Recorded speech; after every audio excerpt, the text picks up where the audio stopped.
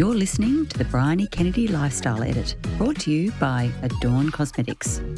Welcome to episode 7 of the Briony Kennedy Lifestyle Edit. And of course, I've got my awesome offsider. Sure. Yeah. That'll do. Jack Thatcher, how are you? Yes, sidekick, partner in crime, all those things. Yes. Today we're going to be talking about turning your passion or your hobby into a business. And maybe should you even? I think that's key, because I think if there's been anything that I get asked a lot is, should I take the next step with this?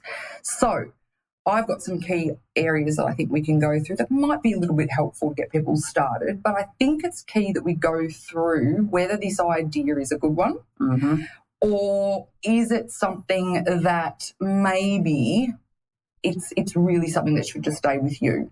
And I think that's the key, isn't it? Whether or not you might be great curating flowers at home, but maybe do you want to take that leap to be a florist? Yeah. It's that. Correct. Is it something that you can translate from being a hobby and just something you like doing because it de-stresses you? You find it relaxing? Yes. You know, as you know, opening up a business, starting a business is not relaxing. No. So you're going to kill the passion that you've had for this thing through just the mere fact that you're going through the machinations of running a business with it. So I think there's that element to it all too. Absolutely. And I think it's that if, you've got a hobby that's maybe something that's in the creative space, like I love colouring with my Germans, pretty sure no one would buy what I'm creating. So I think it's about getting clear on you may be passionate about or may love what it is that you're doing. But I think the first step is, do you want to take this the next step? And if so, you need to have the courage to ask other people whether they think there's some merit in what you're doing, but ask the right people. You don't want someone, I think, that's just going to tell you what you want to hear. Don't ask your mum. No. You just need to get very clear on whether this is something that other people are going to buy into, whether it's a service or it's a product. I think the next thing is that if you're absolutely adamant that it is going to work, because I have to say not everybody probably agreed with what I was doing that it would work when I started Adorn 15 years ago. But I just knew in my gut that it would work. And my passion there came from enjoying applying makeup. It was very much like colouring in for me. So that whole doing someone's wedding or teaching people how to put makeup on, it was a great way of giving back, but I actually, from a therapeutic point of view, enjoyed it. But to be fair, though, you did also own a salon prior to. So it's not like you were a makeup artist and then you decided to create a cosmetics brand. Correct. You had owned a business. Yes. So got a bit of intel through correct. that. And you had that contact with customers. You started to learn what worked, what types of products women needed, what was ethically produced, what wasn't, what the real ingredients were with some of these things. So you had a real strong base of knowledge to come from. Like a test pilot, wasn't it, really? Correct. Yeah. And you also had the trust and you understood what customer loyalty meant. You developed, a great customer loyalty program through your salon. So it's not like you just woke up one morning and said, no, I'm going to go from being a makeup artist to starting a cosmetics company. That's you. And how long did you own the salon for? It might have been, it was definitely 2 years. Was it 3 years? Yeah, it might have been 2 or 3 years, So that, without even realising it, you're exactly right. I had that as an opportunity to sort of get a bit of clarity and some understanding about what would work and maybe what wouldn't work. And, obviously then later on was able to put those things into play. Now, if that's not your situation, maybe you're in a corporate environment, but you enjoy, a style of painting or something like that. Again, creative things are subjective, aren't they? But I think it's still important then, if you don't have the ability to test something out, you do have to find a group or someone that's going to give you some solid feedback around what you're doing and then how that translates into a business. So you could be very, very good at your thing, but are you going to be very good at translating that into a business? And we can have the best skill set of whatever that hobby is, but be absolutely hopeless at everything else. And, and it could even be that you've got the most beautiful artwork, but you don't know how to get it out there. And then you start to think maybe it's crap, but it's not. It's just you don't know how to get it out there. There's so many fundamentals of, moving something from a passion to a business. But I think the key for me is, okay, you've recognised you've got a passion. and you want to do more with it, I think you then need to get very clear on what that means. Is this going to be something that you're just happy to do and take to the odd market or sell to friends and family? Yeah, and if that's what you want to do, that is fine. Get clear on that. If you want to turn this into something that you can get rid of your corporate job, or you want to actually turn it into a multi-million-dollar business, get clear on that. And then you work back from that. What do you want it to look like at the end? And then you work back from that. And so it answers some very simple questions that way. If you just want to keep it as a bit of a passion with some passive income, probably not too much needs to go into that. But if you want to turn it into something that is an exchange for your career, then you need to then obviously replicate the money that you're earning in your career with this new passion. So how are you going to achieve that? So it's looking at what money would you need to start the business as well as to supplement your income at some point when you do leave it. So I think for me it was about, okay, I'm comfortable with this amount of debt, because for me I did want to take it to a business level, and I got very comfortable with what debt I felt I could handle. And I think, look, there's so many little dot points I know you and I both got here that we're going to go through in a bit more detail. But I think the overarching thing that I would recommend anybody is that you need to get clear with that, because once you know what your debt is that you're comfortable with, and the way I worked it out was I worked out what I know I'm worth if I went to work as a CEO or something for someone else. Mm-hmm. And how long I would be prepared to go back to a career, how long I'd be prepared to work for to pay back that debt. Mm-hmm. So in my head, I thought I'm comfortable with accumulating enough debt that if it took me 5 years of working and having a life still, but being able to pay back whatever that debt was. And then I worked out what that debt could be. And so because I had that number in my head, I was not on a day-to-day basis thinking, holy shit, I've just spent $100 on this or $1,000 on this. There's no money in the bank this week, or I've got to borrow from here. I got very, very clear, because everybody's got a different level of comfort and risk management. Indeed. And you need to, if there's anything that gets you very clear about your personality around this stuff, it's this financial stress. So get clear, very, very clear at the beginning what your level of debt comfort is, and then once you've got that, you can then work out, okay, I can work in the parameters of this, and you'll find you're less stress on the journey because you've already set that goal rather than just flying blind. I think that is such good advice, and I think, if you've got a partner as well, I think the two of you, understanding what that is. And then getting, the support of, again, a banker or a financial advisor for you to be able to go, right, this is what we've agreed, we're prepared to throw at this, and the debt situation that we can absorb based on all our other commitments that we've got. If you may have older teenage kids and school fees and goodness knows what else, or ageing parents you've got to help look after, and all these things you have to take in consideration, that going completely untethered into, sort of, lollipop coloured sky, thinking it's all going to be wonderful, is, I think, just a recipe for disaster. Yeah. So I think that's such sage advice. Yeah, and like you just said, I think then it gets clear if you've got a partner to consider, they then know and feel some sense of control over what is happening and where the money's being spent, and there's no like, oh my God, this was $5,000 this month. Like, you've got that whole 12 months to sort of work around what you can afford. I mean, without scaring everybody, 9 out of 10 businesses in the first decade don't last. It is very ruthless and it's very difficult. I don't know that it's always just because of the business. I think it's simply that the cash flow was not articulated or worked out properly, and I think that it's possibly that person didn't get the right people around them. I'm a big believer of getting people around you that are better than you at certain things. But mostly they weren't clear on their own personality around risk, and that's usually what has been the downfall for them. They can't cope with it. So get very clear on that. I thought I've got some little touch points of some things that you just very basic stuff that doesn't cost really anything to sort of get together. So even if you're sort of wondering whether you want to do anything or not, you could at least get clear about setting these things up correctly. And then I've got like a pros and cons of turning raw. So I thought I'd go through that, and then we can have a bit of a discussion about that.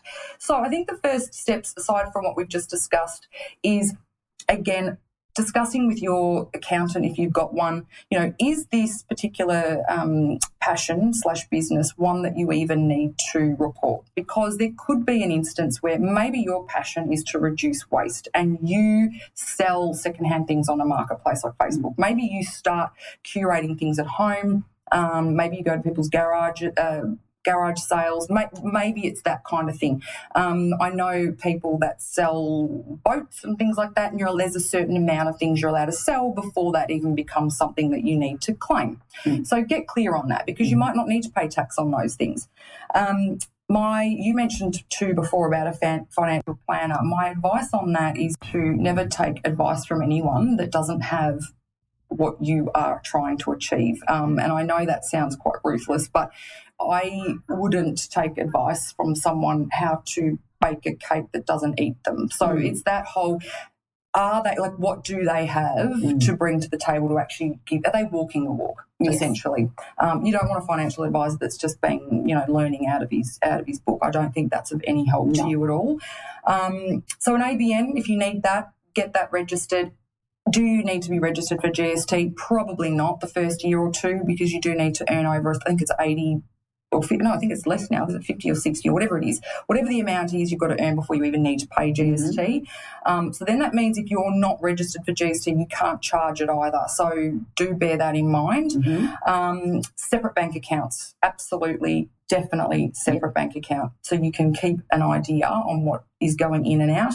Insurances, are you doing something that's a personal, I don't know, maybe at-home waxing, hair salon, I don't know, whatever it is. Maybe you are promoting your products in someone else's property or at a marketplace. You need to have certain insurances in case someone trips over, hurts themselves, I don't know, you stab them in the eye with tweezers, heaven forbid, I don't know, whatever it might be. It's fraught with danger at every turn, isn't it? Oh, look, I just say that because I had someone many moons ago when I was doing makeup, I was doing their eyelashes and someone tripped behind me, fell into me, and the tweezers I was holding, like literally just millimetres from her eye. And it was the bride. It was only the bride. Don't worry, it was only the bride on her wedding day.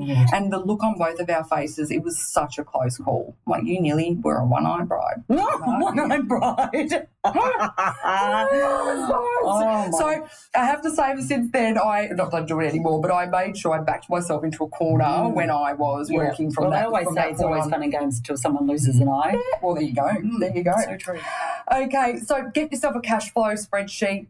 You need to put one of those together. Very simple, what money's coming in and what's going out. That is the most important thing that you will ever need to get a grip on, and you need to get focused on that for at least the first few years or so, because cash flow is king. I don't care how profitable you are. If you've got no money coming in, maybe the people that owe you money, then that you're not collecting it in time, maybe who you're spending money on is wanting it up front. If those two things don't meet, you're in a lot of strife. So you need to keep an idea of what's coming in and what's going out, and when. Ideally, when you're earning money, you want it up front, and when you're spending it, try and delay those as much as you can.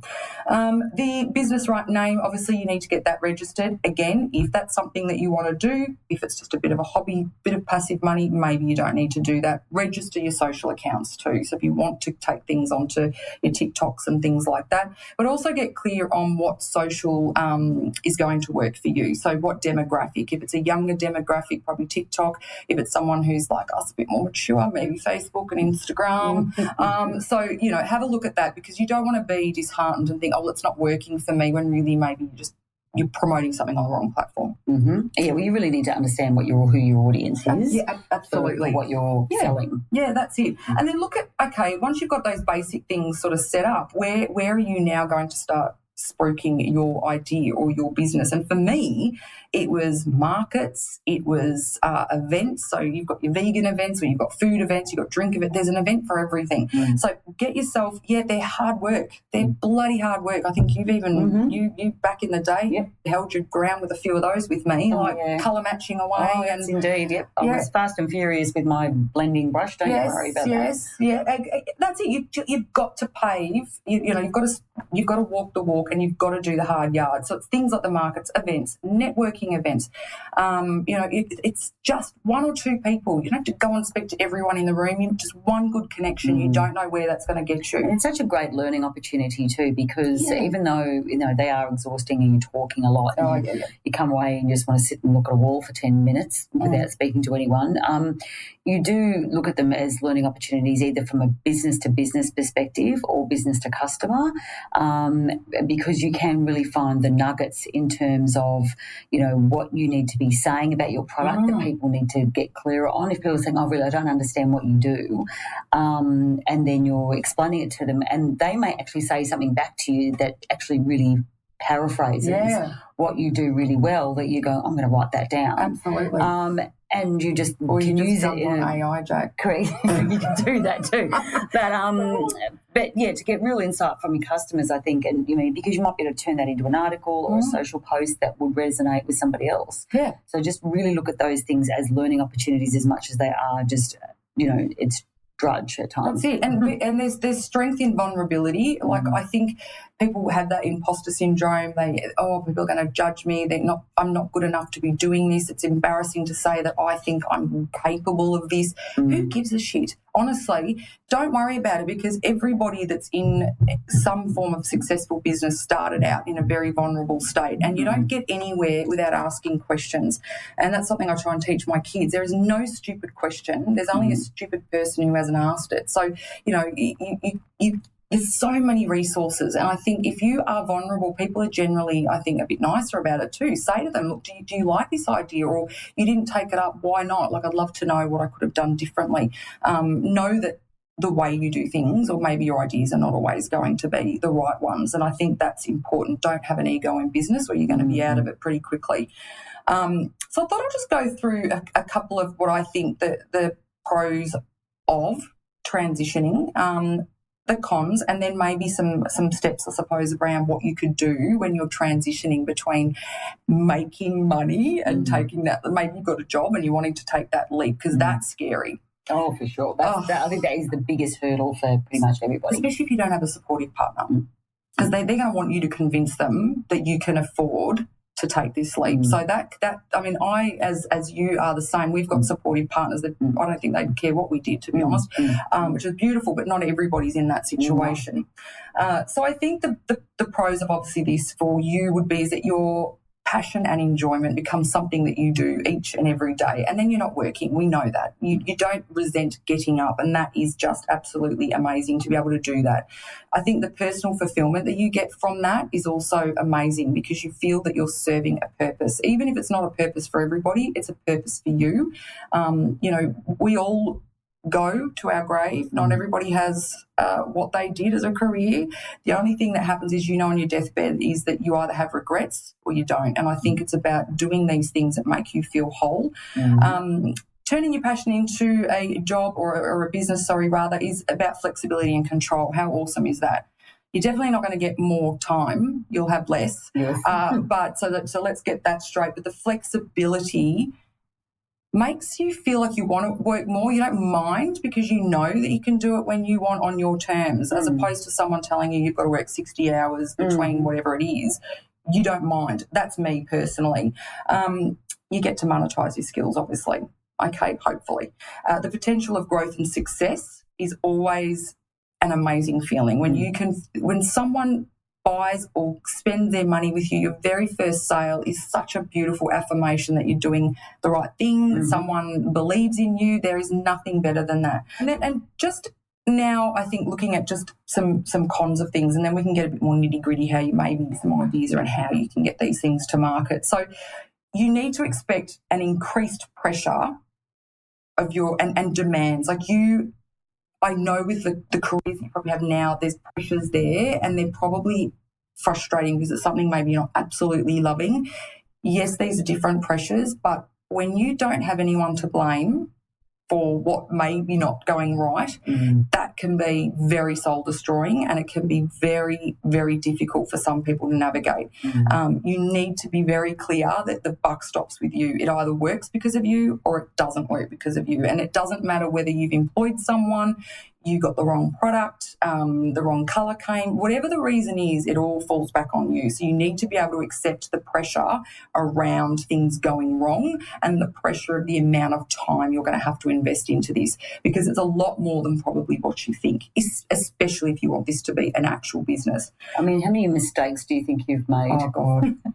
If you were to try, because you're not saying that you can't make mistakes. Of course you will. You make loads of mistakes. Yeah. So if you thought back now over 15 years, how many mistakes have you made from, getting the wrong piece of technology involved, hiring the wrong person? Hundreds of mistakes, honestly. But I do believe in failing fast and just getting on with it really quickly. Like, I'd rather just test something out. I'm not one that sits here and plans things to the nth degree, because I think time is the most precious thing, and especially in society now, things are just changing by the second, and so you need to jump on things pretty quickly. So I don't spend too much time testing things out. I just get in there. If it doesn't work, make calculated risk. Can I afford for this not to work? Of course. But let's just get in there, see what happens, and then move on. But monumental amount of mistakes, whether it's been maybe not employing the right person for a particular role, wrong platforms, which have cost me a lot of money for the website, wrong packaging, but didn't suit the particular product that had to go in it. It could have been a number of different things. There's just been so much. Maybe there's a segment of all of the things I've done wrong. But, the flip side of it is you just got to get on and just go, okay, I've learned now. And there's no good or bad. It's just an outcome. And I think that's how you need to. Yeah, absolutely. Be prepared for financial uncertainty. But as I said before, set those ideals around what your debt comfort is, but there will also be financial uncertainty as to some weeks as others. Maybe you've got more some weeks, sometimes you've got others, and I think that comes back to understanding what cash flow means as opposed to profitability. The biggest mistake I see with people that have come to me for business advice is they say, my business is profitable, and then I look at their reports and there's no cash flow there. And there's also things that sit in a P&L on a balance sheet that don't sit on a cash flow, like, for example, repayments on a car. The repayments on a car go to your balance sheet, but the interest that you pay on the car sits in your P&L. So people think, well, hang on, I can see that I've profited, but where's all my money gone? It's been reducing your debt on your balance sheet. Don't want to scare off people too much, but get clear on that. Google it. What is cash flow and what is profitability? What is not in the P&L? What's in a balance sheet? And you need to be very clear on that, because I think by about year 4, that's where I really got very clear on that. And prior to that, I didn't know myself. I was very much like, where is all my money going? It looks like I've made $1,000 profit, but I've actually just put some of my own money into this business. Where the hell's the $1,000? And it was simply because I hadn't taken into account in the P&L the repayments for, say, the car, repayments for the credit card. So anything that's a physical liability, that comes off your balance sheet, because those things are considered a liability. So you're reducing your debt in the liability. So the $500 or whatever I spent on the car is in a balance sheet. It's got nothing to do with the P&L. And so there's the money that's been going that I've not been realising. So you need to look at cash flow as being interest, repayments, expenses, absolutely everything in and absolutely everything out. And I think that's the only thing you need to really get clear on when you start your own thing. I think also balancing your creativity with the commercialisation of what you're doing. You need to be able to say, okay, today is the day that I do my painting. Tomorrow is the day maybe I work on social.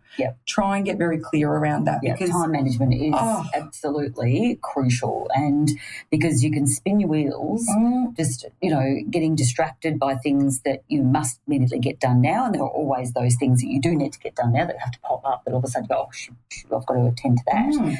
But you do really have to block your time over the course of the day, especially if you have a family, and how you manage your time. It might be, maybe 2 days a week that you take meetings. Absolutely. One day or half a day you do morning admin. Another day you focused on doing social media or, whatever it is. And you try and stick to it, because the burnout potential is huge. If you are just running, like you said before, you're just churning the wheel. And look, you need to be agile and things change. We get that. But have some structure.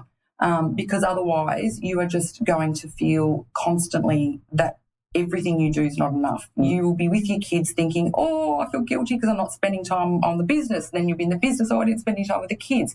I think if you give yourself that clarity around when and where and with who you're going to spend your time, you will be more present. And I think it's also important at this point that when you are looking at changing something or moving something into being a business, there are going to be opportunity costs or things that you need to forego and be prepared to do that. So is it, weekends out with the girls? Or is it your fitness? Hopefully not. Or I don't know. I just think there's so many things or so many areas we think we should be travelling, we should be going out with friends, we should be exercising. There's got to be me time, there's kids time. Something's got to give. And you need to be very clear on what of those areas you're prepared to just fall by the wayside for a little while, because you cannot do all of it. It's impossible. If only we could, I wouldn't have any of the staff that I've got here now, would I? I mean, it's just you just can't do it all. So I think they're the pros and cons, but I don't want anyone to ever underestimate the money that goes into starting a business. I think whatever you've kind of quantified it might work out to be. Allow for mistakes, maybe double what you think it needs to be.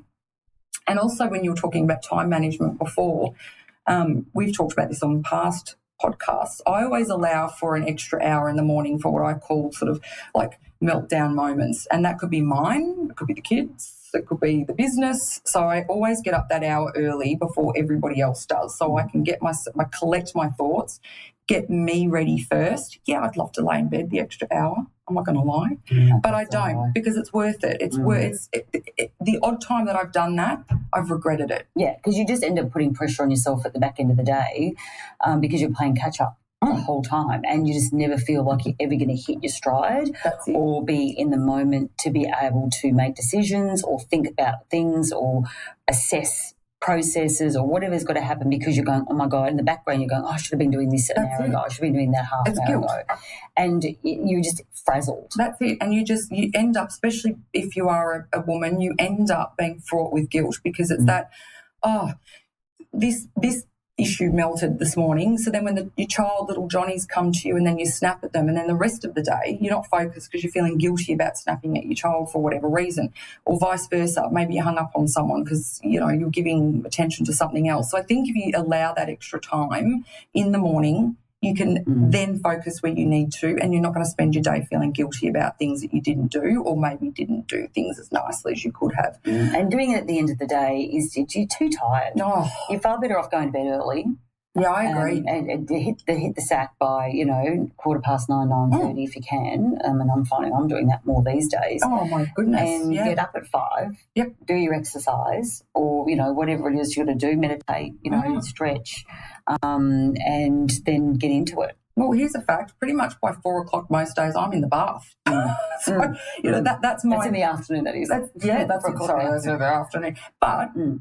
For me, as soon as I get home, whether it's 3:30, 4, or whatever, I've got a husband who does all the pickups for the kids. So I've got that, which is great. But for me, whenever I get home, I have a ritual. And to turn off, I have to have a bath.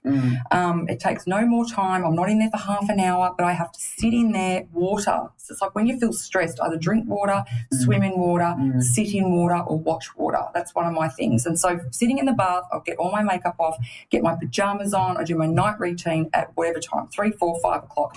And then I feel like I'm able to switch on for the family so much better as well. And then even if I have to do a few business things later that night, I don't mind, because I know I've been in the moment with them there in those few hours after the bath. So true. Take a wine in the bath too, I don't know, a non-alcoholic wine. I think too, one of the other questions that I get asked is, how do I and when do I know to transition between my career or my job to do this thing, whatever this thing is? And I don't know that anyone can really answer that for you. I think it's a little bit of a leap of faith. Having a little bit of money behind you, of course. If you've got the flexibility to maybe do your new thing either late at night or very early in the morning so you can continue your career, or can you negotiate part-time? Or you have to accept that for a period of time you are going to be tired and you need to take on extra things to pay for your future business. So, for example, when I wanted to get Adorn on board and we had no money, I did not have another role at a company. We were relying on my husband's wage. But what I did do, because I couldn't do much during the day, I had twin boys, they were 9 months old, so not much you can do. But what I did when my husband was home or around that was I thought of ideas of how I can make some passive income to put away to put towards Adorn. So what I would do is I went and did a big leaflet drop with the kids, put them in the double pram, big leaflet drop that I would walk dogs. So this is 15 years ago before it was probably even a thing. I think you can get dog walkers everywhere now. Did that, also said that we would dog sit. And so then I had people dropping off their dogs for like daycare. One lady paid me every day. She dropped her dog off every day. It's like, this is unbelievable. The dog? Well, she didn't want it alone while she was at work. Oh, so she was working. Yeah, she was working. Yeah. So it was people who, and then I had people dropping off dogs that they were breeders and they were very precious with their dogs, fair enough. And then they went on holiday. So I made extra money by dog sitting, dog walking. And then I thought, I wonder if anyone will come to the house to get their beauty treatments. Like you said before, I had a beauty salon. So then I get back out on the pram and then do another leaflet drop around the beauty services. And then before long, I couldn't believe it, I actually had people wanting to come to the house to have beauty treatments. So here I was waxing vagines, waxing... In the middle of the dining room table. Yeah, on the dining room table. Oh, look, trust me, I have to say, I'm going to admit, when I was learning to do my vagine waxing at home before this, my poor girlfriends, it was on a dining table. So funny. I'm like, this is just too... We would just laugh our heads off. But anyway, so... I would do all of these beauty treatments, do the dogs. Just imagine Matt came home in the middle of that one. Yeah. Could you please text me in advance? Yeah. So it was looking at things that I was capable of doing to make that extra income. Yes, I was bloody tired half the time with all of these things, but I just had to make it work. And the money that I made went straight into producing what I could at the time, which was Adorn. So I didn't see any of it. And there was even a point where as things got busier, I then employed a nanny 1 day a week. So the money I made from the waxing paid for the nanny for the day, so then I could then work on the business. So you need to expect that there's going to be a long period of time before, in fact, for me, I think it was 9 years I didn't take a wage from Adorn. That's just like, let that sit into your mind for a moment. It's a lot. So... But, of course, I'm trying to create something quite big and not everybody maybe wants to go down that track. But you do need to look at other ways. Either can you save money or how can you make some extra money if you're not prepared to give up the job or your day job, as they say. God, it is really, I think anyone can really appreciate the, colossal effort. I mean, as you say, you've built up, a big company and a large well-known brand, but regardless of what it is that you are doing or you're wanting to sell or what it is you're peddling, the effort and the mind space it takes up is the mental toughness. It really is, and trying to be creative. I had a situation when I was writing children's books, and it was that whole thing of like, well, what else can I do to generate income apart from just selling books? And I would go and do school visits. Love it. And, would go and read my book and run activities and writing exercises with the children from, the kinder right through to grade 6. And then you start getting creative about how you can do that. And I was producing my own learning tools and education materials. Branching off. Correct. And just trying to use every bit of the skills that you have and making it easy for people to buy from you. Yes. And I think that's the next thing, isn't it, really? Yeah. It's about how can you make the process of decision making from their perspective to say, oh, yes, I want this, and yes, this is an easy decision. Yeah, absolutely. And I think you need to be prepared that you've got to go out there and put yourself on the line a little bit, because you can't employ other people to do that for you. And even if you can, and maybe you've got this amazing idea and you want to take it to market and get investors, that's a different kettle of fish. That's not for everybody, and it definitely wasn't for me. If you're wanting to do this by yourself, you need to get really clear on or get some extra talents or skill sets that maybe you haven't always had, or maybe you don't think you're that great at, but just start somewhere. Because I think for me, a lot of what I know now was learnt on the job through all the different stages of Adorn, but I'm very grateful for it because now running it at sort of that CEO level, I understand every fundamental aspect of the business. So if someone comes to me and says, look, this packaging is not filling or we can't use this machine for this, I know because I was filling the products. I was entering things onto the website. I was out there selling. I was teaching classes in people's homes, how to do makeup, how to colour match. So right from the customer perspective through to the employees, what are the things that they may be experiencing? And I think that's been really key for us to transition and do things as well as we are, because I at the top have understood what's been happening at all levels. So I think there's a really good advantage if you can have a bit of a taste of everything. But like you said, look at other ways that you can branch out from your product or your service. Is there something free that you can offer to give people a bit of a taste of what you do? Like you're reading your books. I'm sure kids went home and like, I want this book. It's that kind of thing. Get out there because you can have a great idea and no one knows about it. So you do have to get clear on how you're going to set it up. How are you going to establish yourself? How are you going to run this? And then how on earth are people going to find you and in the right places? But those the first 12 months, stress, but, manage it. And then I think you need to commit that a good 5 years is going to go into this for you to get this to a level of it being, a profitable business that you're comfortable in. Again, if it's just a passive income, that's great too. Like, I think it's important, Jack, I think you and I, we go to a lot of events together, and I know when we meet people, they'll often say, oh, hi, I'm just a mum, or hi, I just do reception, or I hate that just nonsense. You're not just anything. Like you, as long as you're happy, couldn't give a rat's what you do, and neither should you. It's not a competition who's got the most flashiest title, the flashiest title or the biggest turnover. This is about passion, and this is the whole podcast point here, is that it's about passion. So where do you want to take it? There's no right or wrong, but just know that depending on where you want to take it, there's going to be pros and cons to both options. Indeed, and you've just got to be comfortable with those at what point you are in your life, what personal goals you're trying to achieve, what your personal financial situation is. All these things do have to be taken into consideration, and you have to try and somehow find a middle ground of understanding as to what that all is. And you might misjudge it. A lot of people do. But you just, at the end of the day, you have to learn from it. So, I think there is also that point where, and this would be the other thing that, people, and I'm sure you did, how far do you go? Where's the out? Where's the chicken gate? Calling it chicken gate is not right, because I'm talking about, a roller coaster where you can bow out at the last minute before you get on it. But a lot of people do get on the roller coaster and then they want to get off. And I suppose that is another really key thing, and not seeing that as failure. If you do have to get off the roller coaster, well, there's strength in ending something too. Like it's hard to say goodbye to a relationship. It's hard to say goodbye to a business or I suppose working for someone. It is. You do have to.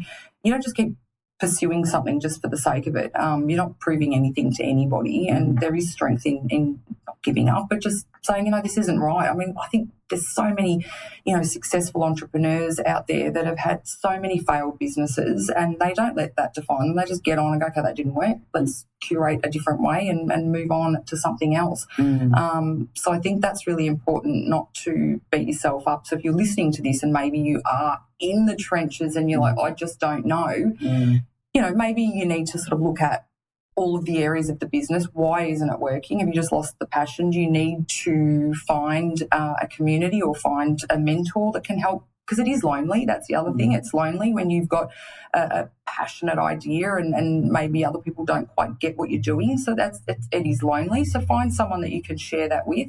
And look at the business from an individual point of view, each area, because it might be that there's just something that is not your skill set that's dragging you down and that's tiring you and that's convincing you to let go. And maybe if you just found a solution for that, you would be reinvigorated. And how awesome that these days, we sound like bunch of old farts, but it is. Back when we were, young ladies, if you wanted extra income, really the only thing you could do was like a party plan situation. Yes. Good old Tupperware and things like that. So now you can Uber, you can, like I said, dog walk, you can sell on marketplaces, you can make things, put them on Etsy. It's quite expensive now to do that. But anyway, there's so many ways you can make money now. It's amazing. And I think it's exciting for a lot of the younger kids, especially that maybe don't love the academic side of school. Maybe they are more creatives and they want to go out and do things. So, don't be scared, because there's so many more affordable ways of testing out what you want to do before you take this massive leap.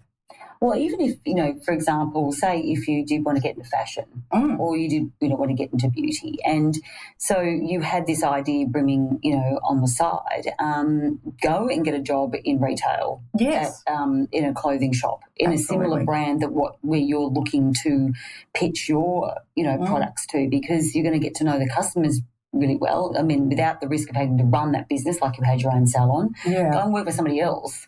You're earning money for a start, so you're actually earning, an income, and you're learning at the same time about that business that you're wanting to be in. And it's a great way for you to work out, is this something I really want to be in, this industry? So I think that's, you might love designing clothes, you might like making clothes, but do you think you could actually be in that? And then you might spend, 6 to 12 months working for a retail, clothing brand and dealing with customers and their complaints about how they deal with this, that and everything else. And you go, nope, this is not for me. I mean, I did a politics degree at uni and I'm not make a business out of, politics, but, I came out of uni, I did an internship at Parliament House, and I spent 12 months doing an internship and went, no. Yeah. I get it. I am not made out for this. But the skills I learned, obviously, doing that job, gave me the ability to go ahead and write children's books. That's it. I worked with children. From one extreme to another. You've gone from dishonesty to the most honest group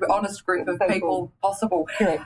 So I think that is, again, if you are going to have to supplement your income, go and work somewhere similar to be able to learn. Yeah, because you don't have to reinvent the wheel. This is the other thing. Like, I know a lot of the comments I got when I wanted to start at Dawn was, I never forget one network marketing thing I went to, and I was sitting next to this lady. I was by myself. She asked me what I do, and I said, I've got my own cosmetic brand.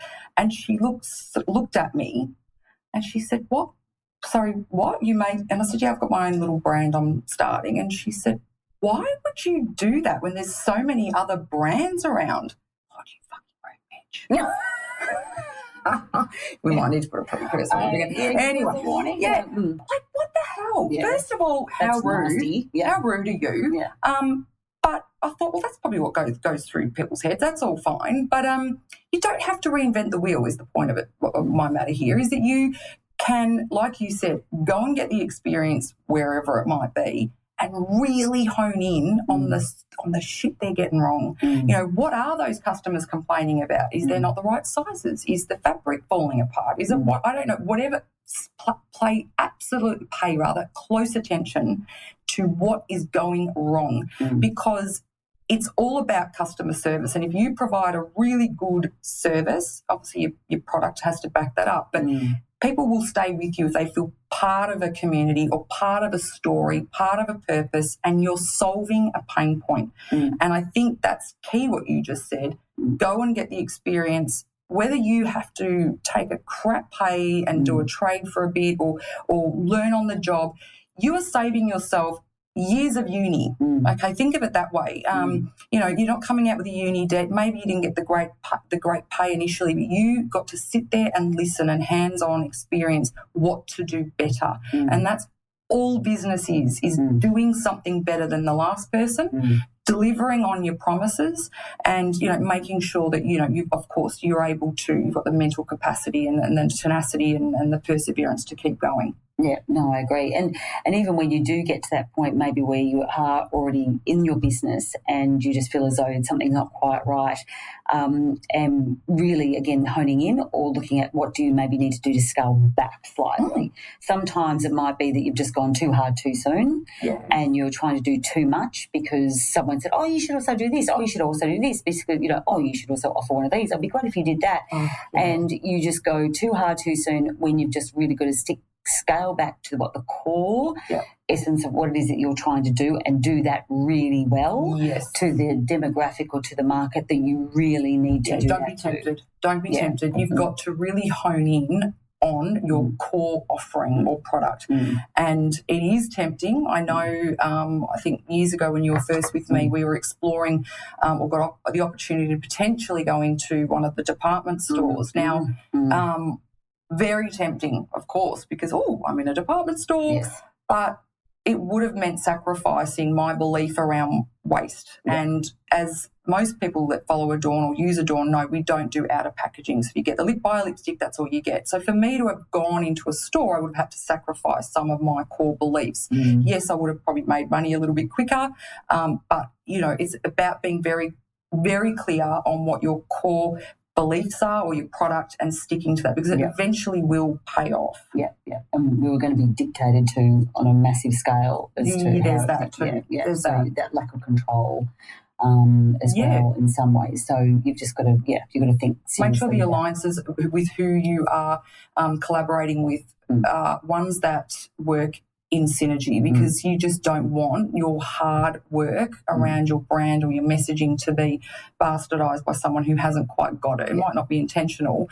And that's a key thing too, work with someone else that's maybe in a similar space to you, that your product or service can bounce off each other. That's such an economic way of, getting doubling your audience possibly. Collaborations, definitely. Yeah, absolutely. Don't sell your soul to the devil, but look at who's going to enhance your brand and who supports the same ethos that you do and, work together. Yeah, and definitely don't have to go for massive, big influencers. Go with some smaller ones where you're still testing things and you're able to get that feedback more so, because that's what's going to be key in the first few years, is just to keep ironing out all of the crinkles and do it at a smaller scale. Like you said before, you don't want to go too big because then you might just have to go home.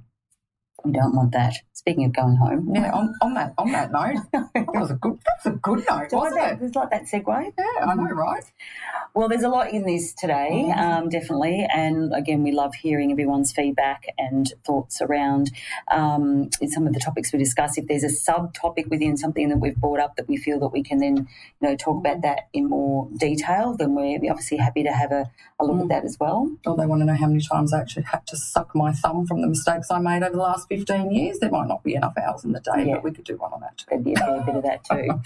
Well, I think that's it for today. Thank you, Briony. That was a really great and really helpful, insightful podcast today. I think everyone will agree that you would have all probably gotten something worthwhile to take away from today's. Yeah, absolutely. I hope so. Thanks, Jack. You've been listening to the Briony Kennedy Lifestyle Edit, brought to you by Adorn Cosmetics. Luxury without the guilt.